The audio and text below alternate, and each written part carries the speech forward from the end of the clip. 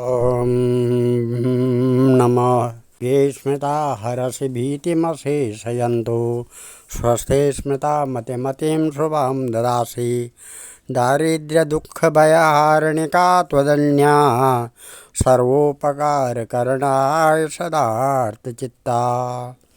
आज नवरात्र समाप्त, नौमी तिथि समाप्त है और आज दशहरा लग जाएगा। इसमें अधर्म पे धर्म की विजय। श्री रामचंद्र जी ने जब सेतुबंध रामेश्वर में भगवान शंकर की स्थापना की थी, विजय प्राप्ति के लिए भगवान राम ने इस स्तोत्र को पढ़ा था, जो इस प्रकार है। शिव हरे शिव राम सखे प्रभु त्रिभविता परिवार रण हे विभो आज जनेश्वर यादव पाहि मां शिव हरे विजयं कुरु मे वरं कमललोचन राम दयानिधे हर गुरु गजरक्षक गोपते शिवतनो भवशंकर पाहि मां शिव हरे विजयं कुरु मे वरं स्वजनरञ्जन मङ्गलमन्दिरं भजति तं पुरुषं परमां पदं भवति तस्य सुखं परमाद्भुतं शिव हरे विजयं कुरु मे वरं जय युधिष्ठिरवल्लभ भूपते जय जयार्चित पुण्यपयोनिधे जय कृपामय कृष्ण नमोस्तुते शिव हरे विजयं कुरु मे वरं भवविमोचन माधव मापते सुखविमान सहंस शिवारते जनक जारत राघव रक्ष मां शिव हरे विजयं कुरु मे वरं अवनिमण्डल मङ्गलमापते जलद सुंदर राम रमापते निगम कीर्ति गुणार्णव गोपते शिव हरे विजयं कुरु मे वरं पतित पावन नाम मयि लता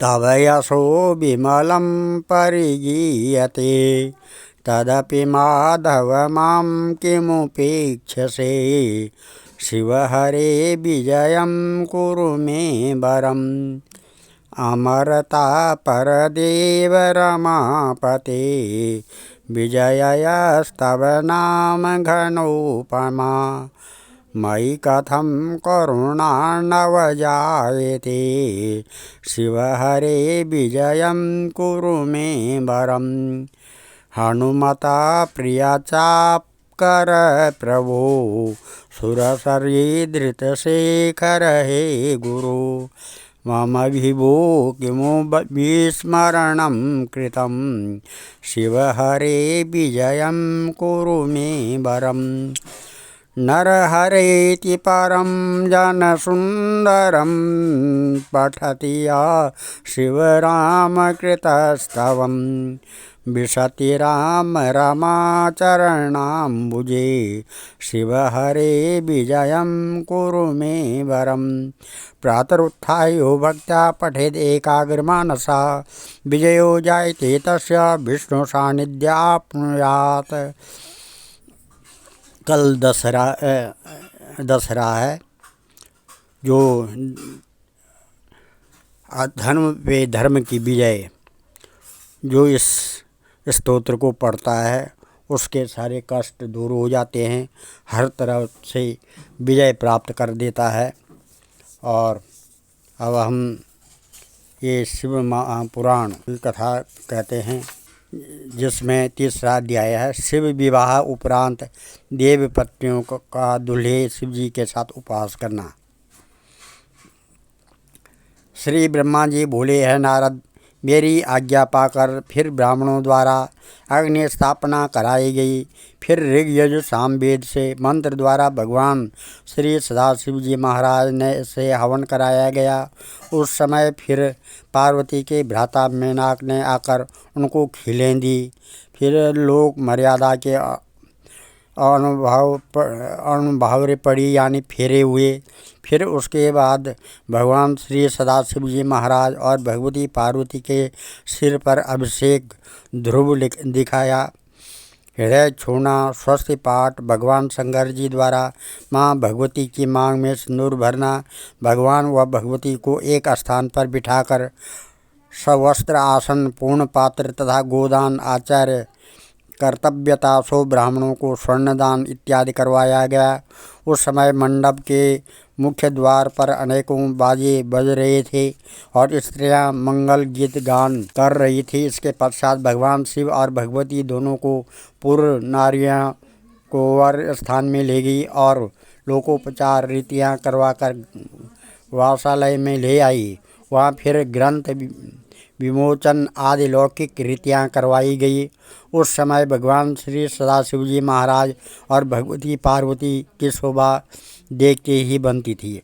उसके पश्चात वहाँ सरस्वती, लक्ष्मी, मेरी पत्नी माने सरस्वती, गायत्री, सावित्री, जानवी आदि, सची, लोपा, मुद्रा, अरुंधति, अहिल्या, तुलसी, स्वाहा, रोहिणी, वसुंधरा, शत्रुपा, संज्ञा आदि 16 दिव्य नारियां बारी बारी से आकर भगवान श्री सदाशिव जी महाराज से परिहास करने लगी। श्री सरस्वती ने कहा, है आदिदेव, अब आप अपने झिझक को दूर करके अपनी प्यारी पार्वती को कंठ से लगा लीजिए, इनके बिना आपका जीवन बड़ा दुखी था। सावित्री ने कहा, है सदाशिव, आप भोजन करके अपनी प्यारी पार्वती को भी भोजन करवाएं और उनको पान खिलाकर प्रसन्न कीजिए।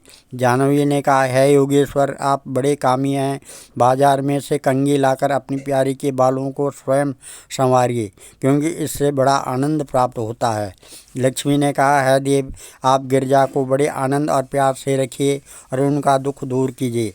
अब लज्जा काहे की है, सुंदर पार्वती को हृदय से लगाइए, इसी के विरह में आप कष्ट पा रहे हैं। अब आप प्रियतमा के मिल जाने पर लज्जा कसी। शुचि ने कहा, है शंकर जी, आप कामदेव से भली प्रकार पूर्ण हैं, अति सुंदर होने पर भी जो आप अपने शरीर पर भस्म लगाए हुए थे, सो उनका कारण हम जान गई हैं कि आप बिना पत्नी के अपना अमंगल वेश बनाए हुए थे। अब आपकी इच्छा पूर्ण होगी और अब अपना मन चाहा कार्य कीजिए। है सदाशिव, आप उत्तम प्रकार के भोजन करके पान खाइए और पार्वती को अपने साथ महल ले जाकर विहार कीजिए। मेनका को तो यह बात पसंद नहीं थी, लेकिन हमने आपको पार्वती से मिला दिया है। अहिल्या बोली, है शंकर जी, आपने वृद्धावस्था का त्याग कर दोबारा जवानी को अपनाया है। आपकी युक्ति आज पूर्ण हो गई है। आप भली भांति पार्वती से प्यार कीजिए। तुलसी ने कहा, है शिव जी, आप तो कामदेव को भस्म करके बड़े त्यागी बन गए थे, फिर आपने अरुंधति को हमारे पास यह कहकर क्यों भेजा था कि पार्वती का मेरे साथ विवाह करवा दो। स्वाहा ने कहा, इस प्रकार के स्त्रियों के हंसी परिहास से आप क्रोधित मत हो जाना, क्योंकि विवाह काल में स्त्रियां हंसी मजाक किया ही करती हैं। संसार की यही रीति है कि दुल्हा से हंसी किए बिना आनंद नहीं आता है। रोहिणी ने कहा, है शिव जी, आप तो काम शास्त्र के बहुत बड़े जानने वाले हैं। आप अब गिरजा को काम कला की शिक्षा दीजिए और अपना काम पूरा कीजिए। आप इस काम रूपी समुद्र से तैर कर पार हो जाइए। वसुंधरा ने कहा, है शंकर जी, आप तो सब कुछ जानने वाले हैं, अतएव आप पार्वती जी की इच्छा को पूर्ण रूपेण समझकर पूर्ण करें, ताकि उनका अब तक का वियोग का दुख दूर हो। है शिव जी, भूख बिना भोजन करने से दूर नहीं होती है, अतएव आप गिरजा जी को रीति प्रदान कर प्रसन्न करो। शतरूपी बोली, अब शिव जी को पार्वती के साथ ऐसे स्थान पर भेज दो जहाँ कोई न हो और पलंग फूलों से सजा हुआ हो, उस स्थान पर रत्नों का दीपक जल रहा हो और कोई किसी प्रकार का कष्ट देने वाला न हो। श्री ब्रह्मा जी ने कहा है, नारद, स्त्रियों की इस प्रकार की मजाक भरी बातों को सुनकर भगवान श्री सदाशिव जी महाराज ने उनसे कहा, आप मुझसे इस प्रकार की बातें न कीजिए। आप समस्त संसार की माताओं के समान हैं, मैं तो आपके पुत्र के समान हूँ। पुत्र के सामने माता को इस प्रकार की बातें करना उचित नहीं है प्रतीत होती है। इस पर सब स्त्रियां लज्जित होकर चुप हो गई। ओम वंदे देव उमापतिम सुरगुरुम वंदे जगत कारणम वंदे पन्नगभूषणम मृगधरम वंदे पशूनां पतिम वंदे सूर्य शशांक वन्यनयनम वंदे मुकुंद प्रियम वंदे भक्तजनाश्रयं च वरदां वंदे शिवम शंकरम। अब हम इस कथा को यहीं पर विराम देते हैं। कल आगे की कथा कहेंगे। काल भैरवाष्टक की प्रार्थना करते हैं।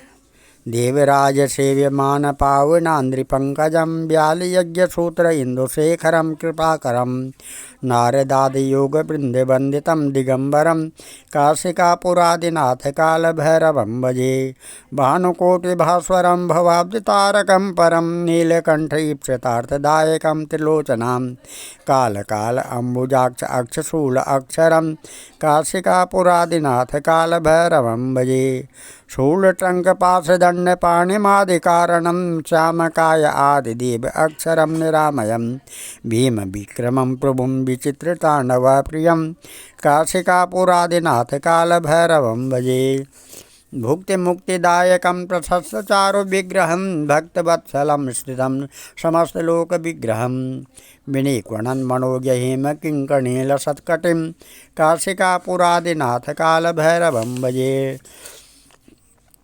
धर्म सेतु पालकं त्वधर्म मार्गनाशकं कर्म पाशमोचकं सुशर्मदायकं विभुं स्वर्णवर्णशेषपाशशोभिताङ्गमण्डलं काशिकापुरादिनाथ काल भैरवं भजे रत्नपादुका प्रभाभिरामपादयुग्मकं नित्यमद्वितीय इष्टदैवतं निराञ्जनं मृत्युदर्पणासनं करालदृष्टमोक्षणं काशिकापुरादिनाथ काल भैरवं भजे अट्टहासभिन्न पद्मजाण्डकोश संततिं दृष्टिपात नष्ट पापजाल उग्रशासनम् अष्टसिद्धिदायकं कपालमालिकंदरं काशिकापुरादिनाथ काल भैरवं भजे भूतसंगनायकं विशालकीर्तिदायकं काशीवासिलोकपुण्यपापशोधकं विभुं नीतिमार्गकोविदं पुरातनं जगत्पतिं काशिकापुरादिनाथ काल भैरवं भजे काल भैरवाष्टकं पठन्ति ये मनोहरं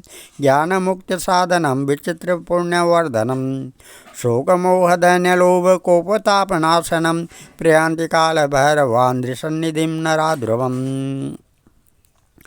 ओम श्रीमद्शंकराचार्य विरचितं काल भैरवाष्टकं शंकरार्पणमस्तु। ओम सर्वे भवन्तु सुखिनः, सर्वे सन्तु निरामया, सर्वे भद्राणि पश्यन्तु, मा कश्चित् दुःखभाग् भवेत्। धन्यवाद।